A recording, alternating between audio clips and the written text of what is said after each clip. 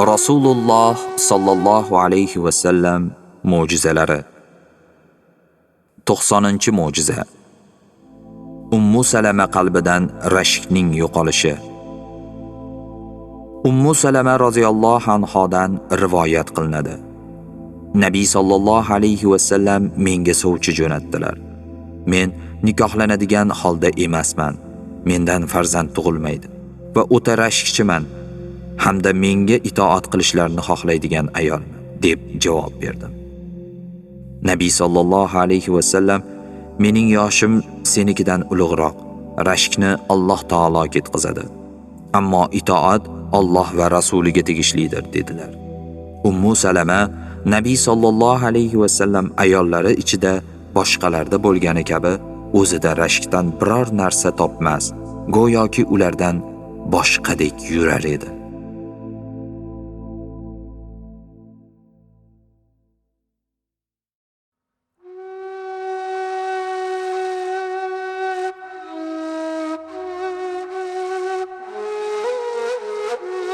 Rasululloh sallallohu alayhi va sallam mo'jizalari. 91-mo'jiza. Huzayfa roziyallohu anhudan sovuq qotishning ketishi. Huzayfa roziyallohu anhu bunday rivoyat qiladi.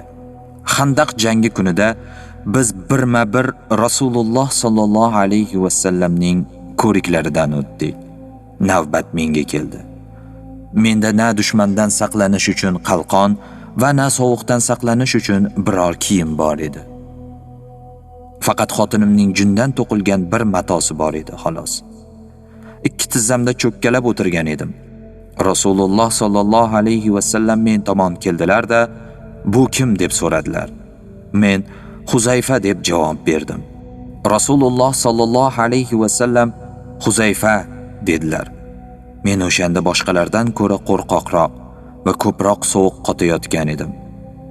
Rasululloh sallallohu alayhi va sallam menga qavmning xabarini keltirgin dedilar. Safdan oldinga chiqdim.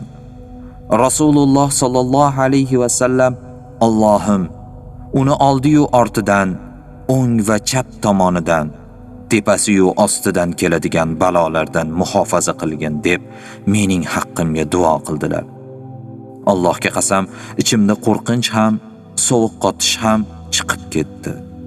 Otga minayotganimda Rasululloh sallallohu alayhi va sallam "Ey Huzayfa, menga yetib kelmaguningcha qavm ichida biror hodisa chiqarmagin" dedilar. Men yo'lga chiqdim. Qavmning askariga yaqin kelib, ularning gulxan yoqishlarigacha kuzatdim. Gulxan yonida yo'g'on gavdali kishi qo'li bilan olovni qo'zg'ayotgan ekan. Belini silab, "Yo'lga chiqish kerak, yo'lga chiqish kerak" der edi. Men bu hodisadan oldin Abu Sufyonni tanimas edim. Uni gulxan nurida nishonga olib o'ldirish uchun o'qdonimdan oq patli bir kamon o'qini olib, kamonimga joyladim. Va Rasululloh sallallohu alayhi va sallamning "Ey Huzayfa, menga yetib kelmaguncha qavm ichida biror hodisa chiqarmagin" degan so'zlarini esladim va o'zimni otishdan to'xtatdim. Rasululloh sallallohu alayhi va sallam huzurlariga qaytdim. U zot bir kiyimga o'ranib namoz o'qiyotgan ekanlar. Allohga qasam, qaytganim zahoti men sovuqdan yana titray boshladim.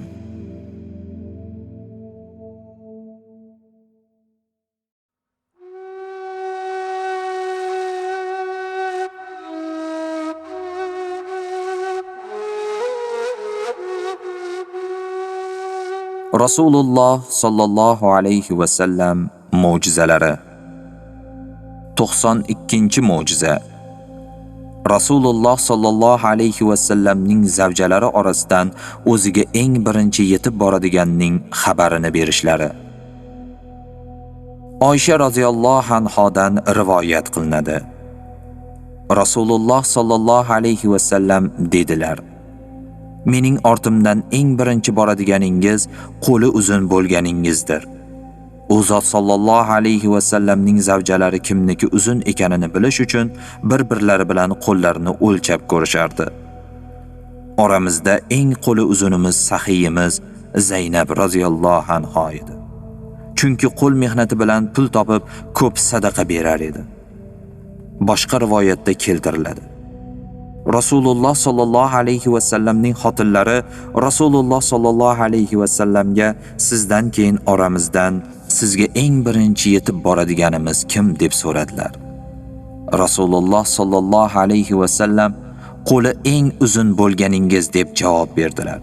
Ular oralaridan kimniki uzun ekanini bilish uchun bir-birlari bilan qo'llarini o'lchashar edilar. Zaynab vafot etganda bildilarki, ularning orasida qo'li eng uzuni sahiysi Zaynab ekan. U yaxshilik va sadaqada qo'li eng uzun ayol edi.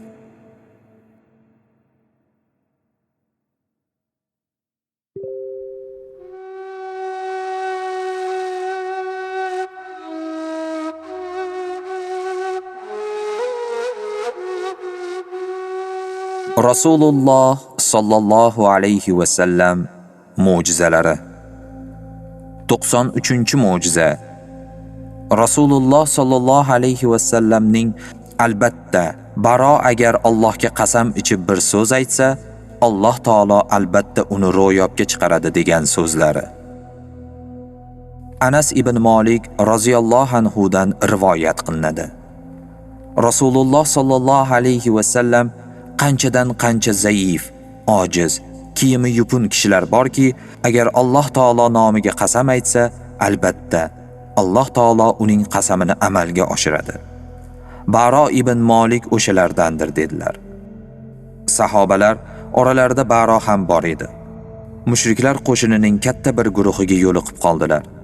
Ey Baro, Rasululloh sallallohu alayhi va sallam senga agar Alloh nomiga qasam aytsang, albatta sening qasamingni amalga oshiradi deganlar. Allohga qasam aytgin dedilar.